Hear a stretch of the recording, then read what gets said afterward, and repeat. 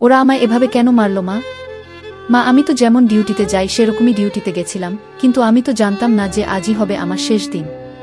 আমি তো আমার জুনিয়রদের সাথে একসাথে কত গল্প করতে করতে রাতের খাবার খেয়েছিলাম জানো মা। অনলাইন থেকে অর্ডার করে আনিয়েছিলাম আমার প্রিয় খাবারটা, ওটাই আজ খেয়েছিলাম। তখনও যদি একটু বুঝতে পারতাম এটাই শেষ খাওয়া, এটাই শেষ গল্প। ডিউটির বাঁধনে আমি যখন ক্লান্ত হয়ে গেলাম মা, আমার চোখ দুটো ঘুমে বন্ধ হয়ে যাচ্ছিল, একটু শরীরের ক্লান্তি মেটাতে গেলাম, তখনও যদি বুঝতাম মা সারা জীবনের মতো বিশ্রামে চলে যাব। তখন ভোররাত আমি ওয়ার্ডে একা, তখন ভোরের শীতল বাতাসে আমার একটু ঠান্ডা লাগতে আমি লাল চাদরটা ঢাকা দিয়ে একটু চোখ বন্ধ করেছিলাম, শুধু সেই সময়ের অপেক্ষায় থাকা ওরা আমার সাথে। ছি মা, আমার খুব কষ্ট হচ্ছিল জানো তো। অনেকবার আমি বারণ করেছিলাম, চিৎকার করেছিলাম, কে বাঁচাও বাঁচাও, কে আছো আমাকে বাঁচাও, কিন্তু কেউ আমার চিৎকার, আমার আর্তনাদ শুনতে পায়নি জানো তো মা। আর ওরা আরও পশুর থেকেও বিচ্ছিরি ব্যবহার করতে লাগলো, খেলতে লাগলো আমাকে নিয়ে ওরা। আমি ওদের হাতে পায়ে পড়লাম জানো তো। আমি এটাও বললাম যে কি আমাকে ছেড়ে দাও, দয়া করে ছেড়ে দাও, আমি কাউকে কিছু বলবো না, আমাকে যেতে দাও। কিন্তু ওরা আর আমায় তোমার কাছে একবার যাওয়ার সুযোগটা দিল না তোমার কোলে শেষবারের মতো মাথা রাখতে দিতে, দিল না শেষবার তোমার হাসি ভরা মুখটা দেখার সুযোগ, দিল না বাবার স্বপ্নে তার রাজকন্যার বড় ডাক্তার হওয়ার কাহিনীকে সত্য করতে। আমার গলা টিপে ধরে, নিজেদের সর্বশক্তি দিয়ে আমার গলা চেপে ধরে জানো মা, আমি অনেক চেষ্টা করেছিলাম বাঁচার, কিন্তু হয়তো আজ ভগবান ও চায়নি যে আমি হয়তো বেঁচে থাকি। ওই পশুদের শক্তির কাছে আমি হেরে যাই, আমার গলার হাড় ভেঙে যায়, ওরা আমায় ওভাবেই ওখানে ফেলে রেখে চলে যায় ওই বিবস্ত্রভাবে। সকালে সবাই আসে, কিন্তু একই, আমি কারোর সাথে কথা কেন বলতে পারছি না? তোমাকেও দেখতে পাচ্ছি, তোমায় কত করে ডাকছি, তুমি শুনতে কেন পারছো না মা আমার ডাক? ও মা, মা গো, এই তো দেখো না মা, ও মা এই তো আমি, তুমি কাঁদছো কেন? কি হয়েছে তোমার? ও মা। দেখি মা সামনে একটা লাশের দিকে তাকিয়ে হাউমাউ করে কাঁদছে, লাশটার মুখ দেখতে পেয়ে আমি শিউরে উঠি। এ কি? এটা যে আমারই নিথর দেহ, আমি কি তবে মারা গেছি? আমিও কাঁদতে শুরু করলাম, সবাই আমার এই মৃত্যুতে শোকাহত। সারা দুনিয়া আমার মৃত্যুর ঘটনা আপাতত জেনে গেছে, সবাই বিদ্রোহ করছে, কিন্তু আমি আমার নিথর দেহের দিকে তাকিয়ে রইলাম। আমার শেষটা তো আরও ভালো হতে পারত বলো মা। দেখো না মা, ওরা আমার মুখের দেহের কি বিচ্ছিরি অবস্থা করেছে দেখো মা। আমার চিৎকার করতে ইচ্ছে করছে, কিন্তু আমার আওয়াজ এখনো কেউ শুনতে পারছে না। আমি এতগুলো লোকের সামনে চিৎকার করছি, কিন্তু একটা কেউ আমার এই চিৎকার শুনতে পারছে না, কেউ না। আমি চাই এগুলো ভাইরাল হোক, সমাজকে জাগ্রত করুন, সমাজ বিকৃত করবেন না। ভারতে একজন মহিলা ডাক্তারকে তিনি যেই হাসপাতালে কর্মরত সেখানেই বিভৎসভাবে ধর্ষণ করে হত্যা করা হয়, এবং এই হত্যাকে আত্মহত্যা বলে প্রশাসন চালিয়ে দেওয়ার অপচেষ্টা করে। এ নিয়ে অনেক আন্দোলন হচ্ছে এবং সরকার আন্দোলনকারীদের দমন করার চেষ্টা করছে। মেয়েটার গায়ে 113টা কামড়ের আলামত পাওয়া যায় এবং সিমেন এর পরিমাণ দেখে বলা যায় 20 জন এর মতো, কম বা বেশি, তাকে ধর্ষণ করায় জড়িত ছিল। এর সাথে হাসপাতালের ডাক্তার বা প্রশাসনিক পর্যায়ের কারো সম্পৃক্ততা আছে, নতুবা সরকার তো আর এভাবে সাপোর্ট দিত না। ইন্ডিয়ার সাধুদের ধিক্কার জানাই, অন্যদের জ্ঞান দিতে আসে, তাদের দেশের এমন ঘটনা ঘটে, এরা গরুর মূর্ত খাওয়া জাতি। ঘটনাটা কোথায় কিভাবে জানি না, তবে এই বোনটি হিন্দু হোক বা মুসলিম, আমরা চাই এই নেক্কারজনক ঘটনার সাথে জড়িত সকলকে অবিলম্বে শাস্তির আওতায় আনতে হবে এবং কঠোর থেকে কঠোরতর শাস্তি, ফাঁসি কার্যকর করতে হবে। এখন ইন্ডিয়ান সাংবাদিকরা কি করবে সেটা দেখার বিষয়। এতদিন বাংলাদেশ নিয়ে কত কথা, শালারা আসলেই দালাল, যখন কোনো বিষয়ে তখন মনে হয় ঝগড়া করে। বিশৃঙ্খল ও ধর্ষক ভারত থেকেই বাংলাদেশের কিছু নরকশু রাস্তাঘাটের জন্মের গুলা, এইগুলো শিখে দেশটাকে গত এক যুগেরও বেশি সময় ধরে নরক বানিয়ে ফেলেছিল। মনে আছে আপনাদের 2018 সালের সেই কাশ্মীরের বোন আসিফার কথা? মাত্র 8 বছরের বাচ্চাকে টানা 8 দিন বেঁধে রেখে এই মুশরিক ব্রাহ্মণরা গণধর্ষণ করেছিল। চলুন ভিডিওটা দেখে আসি অন্য ভয়েস দিয়ে। প্রিয় মুসলিম ভাই বোনেরা, কয়েকদিন ধরেই বারবার চোখের সামনে ভাসছে একটি নিষ্পাপ শিশুর দৃশ্য। বড় বড় মায়া ভরা চোখ, এলোমেলো তেলমাখা চুল, নিষ্পাপ চাহনি, ঠোঁটের কোণে হাসির দেখা, পরনে বেগুনি কামিজ। হয়তো ছবিটি এরই মধ্যে আপনারা সকলেই দেখেছেন। 8 বছরের আসিফা বানু, আমাদের ছোট্ট বোন।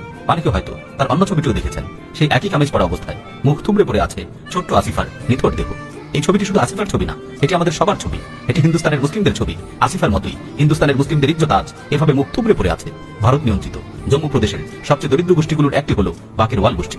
তাদের পেশা পশুপালন, তাদের ধর্ম ইসলাম। আমাদের বোন আসিফা ছিল কাঠুয়া প্রদেশের এমনই এক বাকের ওয়াল পরিবারের সন্তান। জানুয়ারির 10 তারিখ প্রতিদিনের মতোই আসিফা পোষা ঘোড়া নিয়ে বের হয়, কিন্তু অন্যান্য দিনের মতো সন্ধ্যা পেরিয়ে যাবার পরও নিয়ম মতো আসিফা ঘরে ফিরে আসে না। এক সময় উদ্বেগ আতঙ্কে পরিণত হয়। আসিফার বাবা মা, পাড়া প্রতিবেশী সবাই ওকে খুঁজতে বের হয়। তন্ন তন্ন করে খোঁজা পায় পুরো গ্রাম, কিন্তু আসিফার খোঁজ পাওয়া যায় না। 8 দিন পর সন্ধান মিলে আসিফার ক্ষত বিক্ষত লাশের, ওর মুখে দাঁতের চিহ্ন, শরীরের বিভিন্ন স্থানে পিশাচদের লালসার ছাপ। প্রশাসনের অনেক গড়িমসিয়ার নাটকের পর শেষ পর্যন্ত তদন্তে উঠে আসে এক ভয়ঙ্কর কাহিনী। কাঠুয়া প্রদেশের মুসলিমদের ভয় দেখানো এবং বিতাড়িত করার জন্য পৈশাচিক এক পরিকল্পনা তৈরি করে হিন্দু ব্রাহ্মণেরা। প্রথমে আসিফাকে অপহরণ করা হয়। অপহরণের পর তাকে বন্দী করে রাখা হয় স্থানীয় মন্দিরের স্টোর রুমে।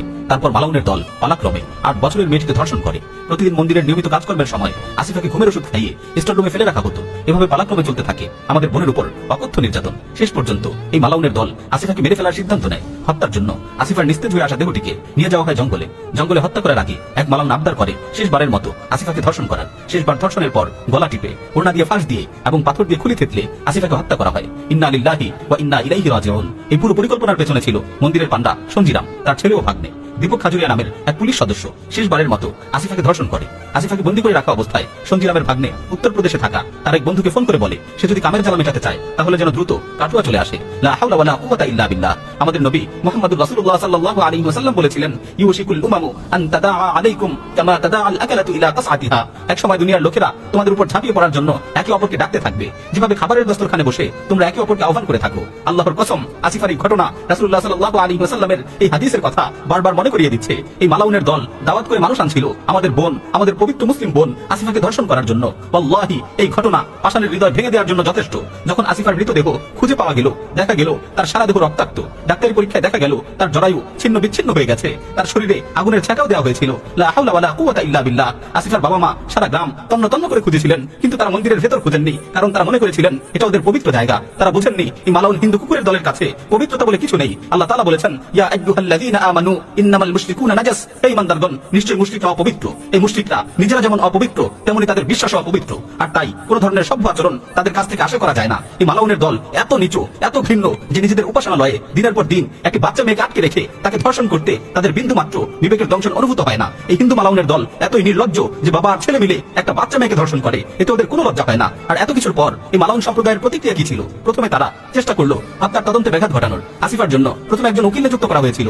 ভারতীয় পুলিশ এসে তাকে ধরে নিয়ে নির্যাতন চালালো। তারপর যখন একজন মহিলা উকিল নিয়োগ দেওয়া হলো, হিন্দু উকিলরা তাকে হত্যা ও ধর্ষণের হুমকি দিতে শুরু করলো। ভারতের 2 মন্ত্রী এই ধর্ষক কুকুরদের পক্ষে বক্তব্য দিতে শুরু করলো। সারা ভারত জুড়ে হিন্দুরা এই ধর্ষকদের মুক্তির দাবিতে আন্দোলন শুরু করলো। চিন্তা করে দেখুন, এরা কতটা নিকৃষ্ট, এরা কতটা নিচু, কতটা বিবেকহীন। অথচ এই মালাউন হিন্দুদের নিয়ে আমরা এই দেশে অসাম্প্রদায়িকতার খেলা খেলি। এই হিন্দুদের নোংরা পূজা মণ্ডপ বানাতে আমার আপনার রোজগারের টাকা থেকে প্রতি বছর কোটি কোটি টাকা খরচ করা হয়। এই হিন্দুদের দুশ্চরিত্র নারীদের শরীর প্রদর্শনী দেখতে প্রতি বছর পালা করে গরু খাওয়া মুসলিমের দল দুর্গাপূজা আর হোলি দেখতে ভিড় করে। এই হিন্দুরা আমাদের বোঝায় ধর্ম যার যার, উৎসব সবার, আর আমরা চুপচাপ সেটা মেনে নেই। তারা আমাদের অসাম্প্রদায়িকতা শেখায় আর আমরা দুধের বাচ্চার মতো সেটা মেনে নেই। আর কত আর কি হলে আমাদের চোখ খুলবে? কোথায় ছিল সেই অসাম্প্রদায়িকতার শিক্ষা যখন মন্দিরের মধ্যে আসিফা ধর্ষিত হচ্ছিল? কোথায় থাকে সেই অসাম্প্রদায়িকতার বুঝ যখন কোর্টের আইনজীবীরা এই ধর্ষকদের মুক্তির দাবিতে রাজপথে নেমে আন্দোলন করে? কোথায় অসাম্প্রদায়িকতা যখন মন্ত্রী পর্যন্ত ধর্ষকের পক্ষ হয়ে কথা বলে? একটু চিন্তা করুন, যদি উল্টোটা হতো, যদি আল্লাহ না করুন কোন মসজিদে কোন হিন্দু শিশুকে ধর্ষণ করা হতো, তাহলে এই হিন্দুদের আর তাদের পোষা সেকুলারদের কেমন প্রতিক্রিয়া হতো? তখনও কি আমরা এই একই চিত্র দেখতাম? আমার প্রিয় মুসলিম ভাই বোনেরা, আপনারা যদি মনে করে থাকেন আসিফার মৃত্যুর মাধ্যমে আমাদের অপমান ও লাঞ্ছনা শেষ হয়ে গেছে, তবে ভুল করবেন। যদি মনে করেন এ কোনো বিচ্ছিন্ন ঘটনা, তাহলে ভুল করবেন। ভারতীয় মালাউন বাহিনী দেশ ভাগের সময় থেকে শুরু করে আজ পর্যন্ত ধর্ষণকে একটি অস্ত্র হিসেবে ব্যবহার করে আসছে। জঙ্গি দমন, সার্চ, রেড, নানা নামে নানা অজুহাতে মালাউনের দল মুসলিম নারীদের ধর্ষণ করেছে। এই পশুদের নৃশংসতা এমন মাত্রায় পৌঁছেছে যে পশ্চিমা সংস্থাগুলো এই ভয়ঙ্কর অপরাধের মাত্রা স্বীকার করতে বাধ্য হয়েছে। ভারতীয় সেনাবাহিনী মুসলিম নারীদের বিরুদ্ধে যে অপরাধ করেছে তার ফিরিস্তি দেওয়া শুরু করলে দিনের পর দিন কেটে যাবে। আল্লাহর কসম, এই গরু পূজারীদের অন্তরে আমাদের জন্য ঘৃণা ছাড়া আর কিছুই নেই। কাশ্মীর হোক কিংবা বাংলাদেশ, যদি তারা সুযোগ পায় তারা আমাদের বোনদের সাথে, মুসলিমদের মেয়েদের সাথে একই আচরণ করবে। হায়দ্রাবাদ, গুজরাট এবং কাশ্মীর এই সত্যের সাক্ষী। তাই দয়া করে জাগুন, উঠুন, সত্যের মুখোমুখি হন। এই মালাউন হিন্দুরা আমাদের ধ্বংস করে ফেলছে। আল্লাহর কসম, তারা আমাদের ধ্বংস করে ফেলছে। তারা ভারতে মন্দিরে আমাদের শিশুদের ধর্ষণ করছে, রাস্তায় আমাদের পিটিয়ে মারছে, আমাদেরকে তাগুত কামের নামে স্লোগান দিতে বাধ্য করছে। আর বাংলাদেশে তারা সব সরকারি চাকরি দখল করে নিচ্ছে, সব বড় বড় চাকরিগুলো কলকাঠি নেড়ে বাগিয়ে নিচ্ছে। প্রশাসনের পৃষ্ঠপোষকতায় শ্যামল কান্তি আর রস রাজের মতো মালাউনের দল রাসূলুল্লাহ সাল্লাল্লাহু আলাইহি ওয়াসাল্লামকে নিয়ে কটূক্তি করছে। জুম্মার নামাজ চলাকালীন সময়ে মুসল্লিদের উপর আক্রমণ করছে, মসজিদে তালা ঝুলিয়ে দিচ্ছে, মন্দিরের মধ্যে কোরআন পুরাচ্ছে। আর যদি এই অবস্থা চলতে থাকে তাহলে অচিরেই বাংলাদেশের অবস্থাও ভারতের মতোই হবে, আর ভারতের অবস্থা আরো খারাপের দিকে যাবে। আমার প্রিয় মুসলিম ভাই বোনেরা, আর কতদিন চোখ বন্ধ করে থাকবেন? আর কতদিন অসাম্প্রদায়িকতার এই ফাঁকা বলি বিশ্বাস করবেন? একটু চোখ খুলুন, ছোট্ট আসিফা, নিষ্পাপ আসিফা, আমাদের মাজলুম বোন আসিফা আমাদের দিকে চেয়ে আছে। এখনো কি আমরা জাগবো না? এখনো কি আমাদের ঘুম ভাঙবে না? আর যাই হোক, ধর্ষকদের কোনো মাফ হবে না। সাথে এই সরকারের পতন চাই। তার কারণ বাংলাদেশে এ ঘটনা ঘটতেছিল। হাসিনা পতনের পর খুব ভালো আছি। এর একমাত্র সমাধান সরকার পতন। আপনাদের আন্দোলন এর পূর্ণ সাপোর্ট করছি। চালিয়ে যাও আন্দোলন, বাজিয়ে দাও বেল আইকন। খুব দ্রুত নতুন কন্টেন্ট নিয়ে আসবো ইনশাল্লাহ। 2013 সালের শাপলা চত্বরের ইতিহাস চ্যানেল এ দেয়া আছে। খুব মর্মান্তিক।